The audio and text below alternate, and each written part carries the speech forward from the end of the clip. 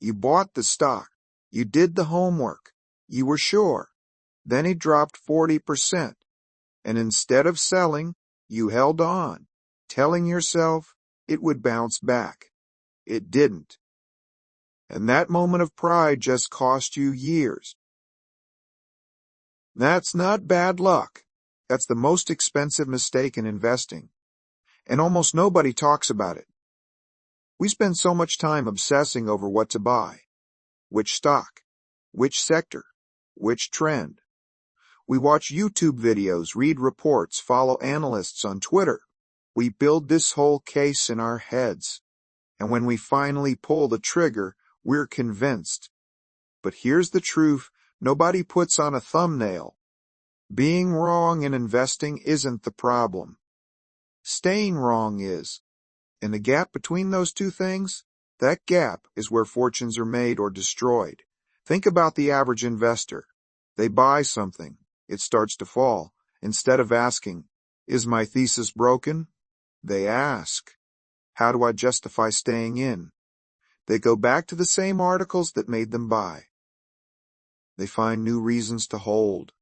They join forums where other holders are doing the same thing, all of them building a little echo chamber of denial together. That's not investing. That's a support group for a bad trade. And the market doesn't care about your support group. The market doesn't care how much research you did. It doesn't care how confident you felt. It will take your money with the same cold indifference whether you're a genius or a fool. So why do smart people hold losing positions way too long? Because of how the human brain is wired. There's a psychological trap called loss aversion. It means the pain of losing $1,000 feels almost twice as powerful as the joy of gaining $1,000. So when your position is down, your brain goes into panic mode, not to protect you, but to protect your ego. It tells you that selling means admitting you were wrong, and being wrong feels unbearable. So instead of taking a $5,000 loss today, you hold on. You wait. You hope. And that $5,000 loss quietly becomes $15,000. Loss quietly becomes $15,000. Then there's the sunk cost fallacy. You've already lost 30%. So your brain whispers, you can't sell now? You're already down so much. Just wait for it to come back. It feels logical. It feels disciplined even. It's not. It's a trap dressed up as patience. It's like a gambler who's already fed $200 into a slot machine.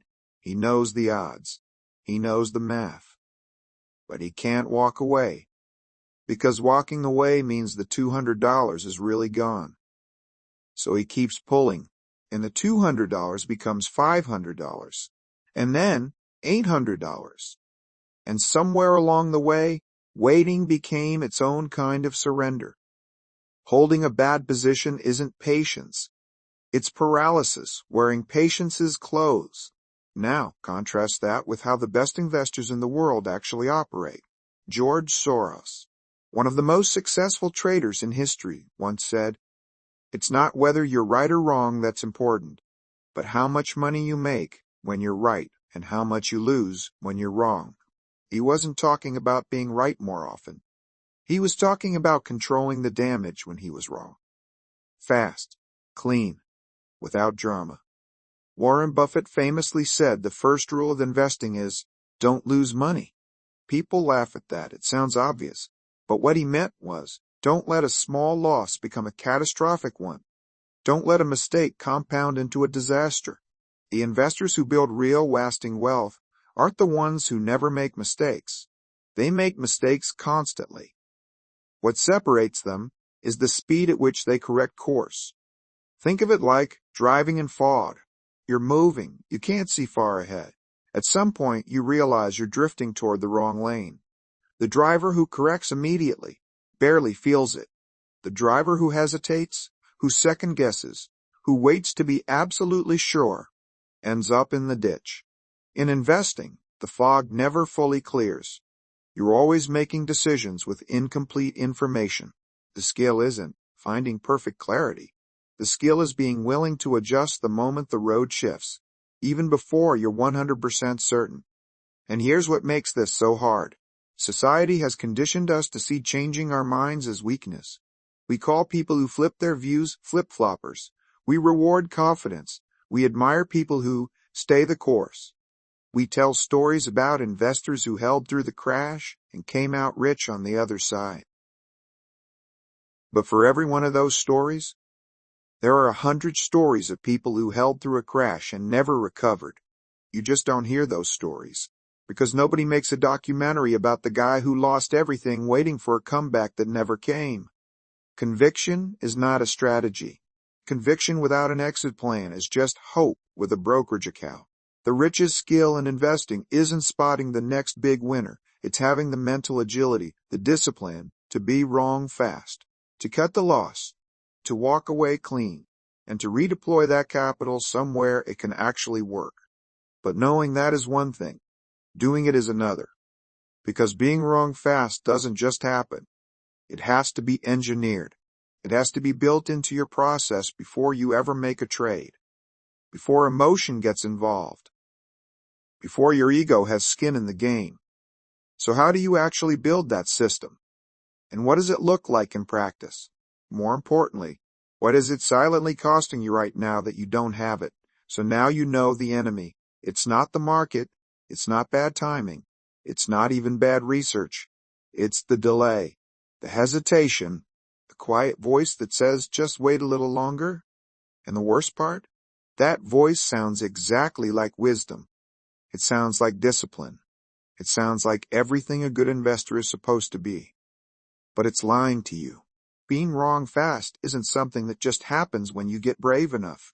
It doesn't come from motivation or mindset speeches. It has to be built into your system, cold, mechanical, and decided before emotion ever enters the room. Here's what that actually looks like. The best traders in the world do something most retail investors never do. Before they enter a position, before they spend a single dollar, they ask one question. Not, how much can I make? Not, how confident am I? They ask, what would have to happen for me to know I'm wrong? That's called thesis invalidation, and it changes everything. If you buy stock because you believe the company will grow revenue by 20% this year, then the moment they report flat revenue, your thesis is broken. Not damaged. Not wounded. Broken. And a broken thesis means one thing. You get out. Not tomorrow. Not after one more earnings call. Now, no debate. No forum posts. No waiting for confirmation. The exit rule was set before you entered. So when the trigger hits, the decision is already made. Your emotions don't get a vote. Think about a surgeon in the middle of a complex operation. Something goes wrong. The vital shift. The unexpected happens. A great surgeon pauses, reassesses, makes the hard call, even if it means stopping, even if it means admitting the original plan won't work. A prideful surgeon keeps cutting, because stopping feels like failure, because they've already been in there an hour, because their reputation feels tied to finishing what they started.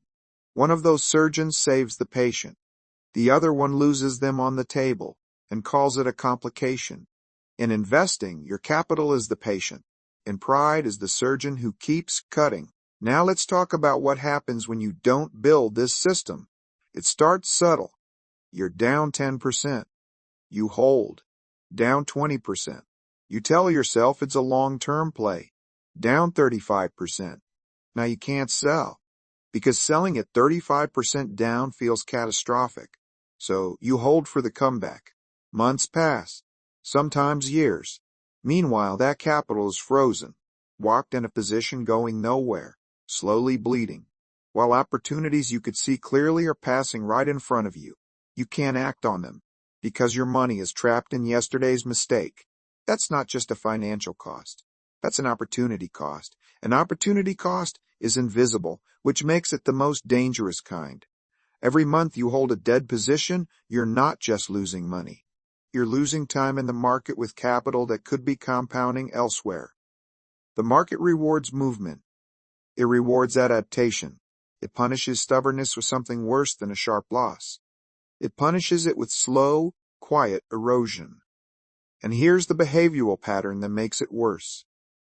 Confirmation bias. Once you're in a position, your brain starts filtering information.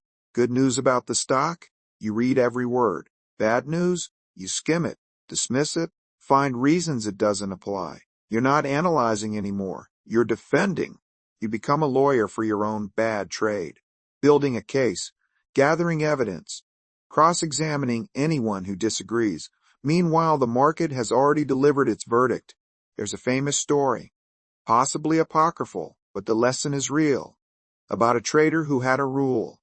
Every time he felt the urge to explain his position to someone, he would sell half of it immediately. Because the moment you need to justify why you're still in, that's the moment your conviction is quietly turned into denial.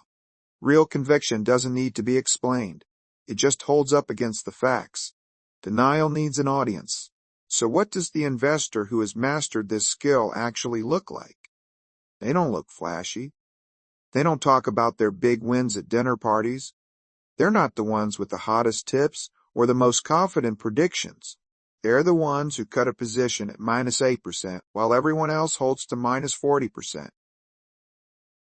They're the ones who shrug, move on, and redeploy into something cleaner, while others are still refreshing the chart hoping for a miracle. They lose small, constantly, efficiently, and they win big, occasionally, decisively. That asymmetry, small losses, big wins, is the actual architecture of wealth and investing, not genius stock picks, not insider knowledge, not perfect timing. Small losses, big wins, repeated over years. But you can only get there if you're willing to be wrong fast. If you're willing to build the system that removes your ego from the equation. If you're willing to accept that a quick, clean loss is not a failure. It's a withdrawal from the bank of future opportunity.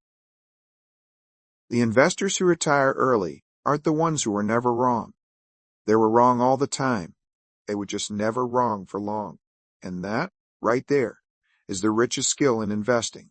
Not picking winners, not timing the market, not reading the charts better than everyone else. Knowing when you're wrong, accepting it without flinching, and moving on before the market charges you interest on your pride. The question isn't whether you'll be wrong. You will be. Everyone is.